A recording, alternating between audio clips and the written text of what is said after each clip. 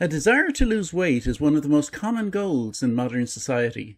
Every year, millions of people start diets, join gyms, count calories, and promise themselves they'll become healthier versions of who they are today. For most people, that goal remains within reasonable limits.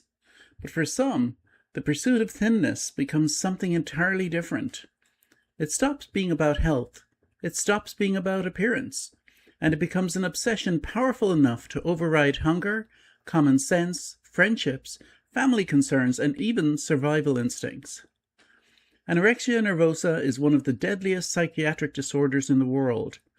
Despite affecting people of all genders and ages, it has historically been associated primarily with young women and girls. Today we're exploring why some people take weight loss to extreme measures, how anorexia became such a recognizable condition, whether modern body positivity has helped reduce the problem, and what can be done when the desire to be skinny becomes a life-threatening illness. Many people assume anorexia is a modern problem created by Instagram, fashion magazines, and celebrity culture, but the reality is far more complicated. Cases resembling anorexia have been documented for centuries. Historical records describe young women who severely restricted food intake for religious reasons, believing that extreme fasting demonstrated spiritual purity. Some medieval saints became famous for surviving on almost no food. However, what we recognize today as anorexia nervosa was first medically described in the late 1800s. Doctors noticed patients, mostly young women, who were starving themselves despite having access to food. These individuals often insisted they were overweight, even when they were visibly underweight. The condition puzzled physicians because it seemed to contradict one of humanity's strongest biological drives, hunger. Over time, researchers discovered that anorexia wasn't simply about food. It was about control, self-image, perfectionism, anxiety, and distorted perceptions of the body. The food restriction was only the visible symptom. The real battle was happening inside the mind. One of the most striking aspects of anorexia is that it disproportionately affects females. Men can absolutely develop anorexia, and their cases are often underdiagnosed, but women represent the majority of diagnosed patients. Why? Part of the answer lies in social expectations. For generations, women have faced greater scrutiny regarding appearance. A man's social value may be judged by success, status, humor, or competence. A woman's appearance, fairly or unfairly, has historically received far more attention. Girls learn this remarkably early. Studies have found body dissatisfaction in children before they even reach their teenage years. They absorb messages from television, movies, social media, peers, and sometimes family members. The result can be a belief that thinner automatically means better. But society pressure isn't the entire story. Researchers also point to personality traits frequently associated with anorexia, including perfectionism, anxiety, obsessive thinking, and a desire for control. Many sufferers aren't trying to become attractive, they're trying to become perfect. And perfection, unfortunately, has no finish line. What's considered attractive has changed dramatically throughout history. In some eras, fuller figures were celebrated because they suggested wealth and abundance. In other periods, slender bodies became fashionable. The fascinating part is that beauty standards often change faster than human biology. The ideal body today may not be the ideal body 20 years from now. Yet millions of people chase these shifting targets as though they're permanent truths.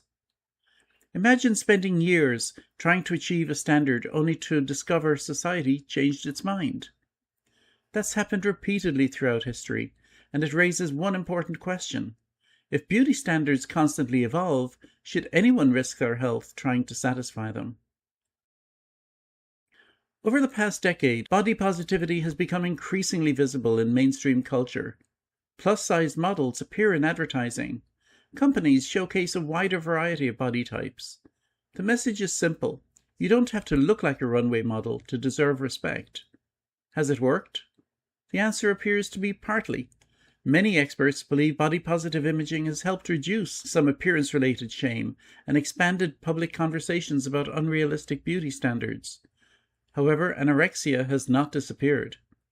The reason is that anorexia isn't simply caused by exposure to thin people.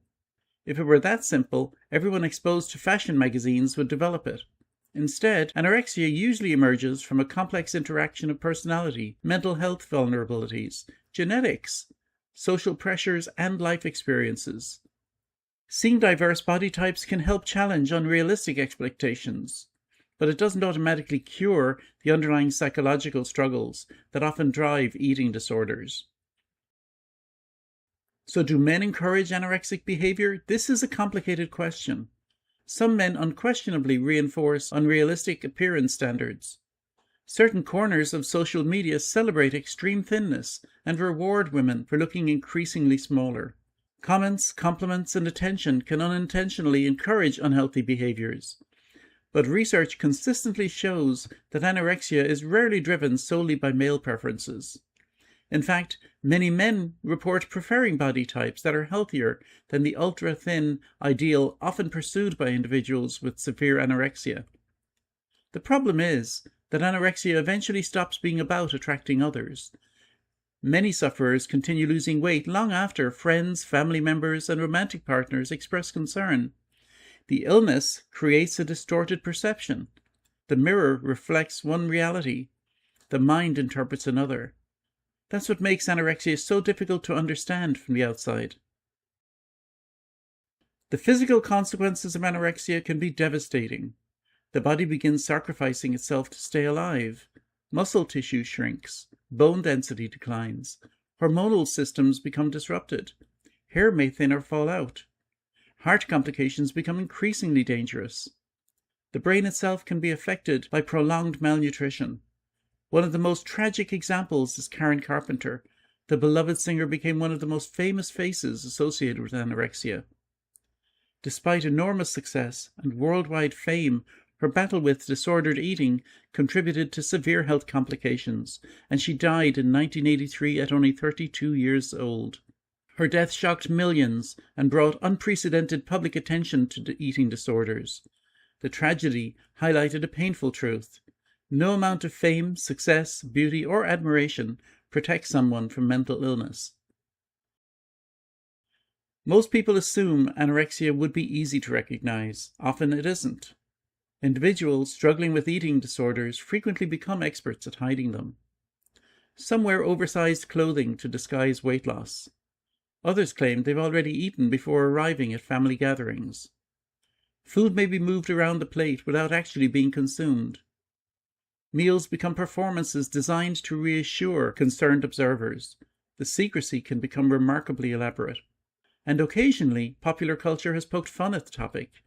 One memorable example comes from the sitcom Seinfeld.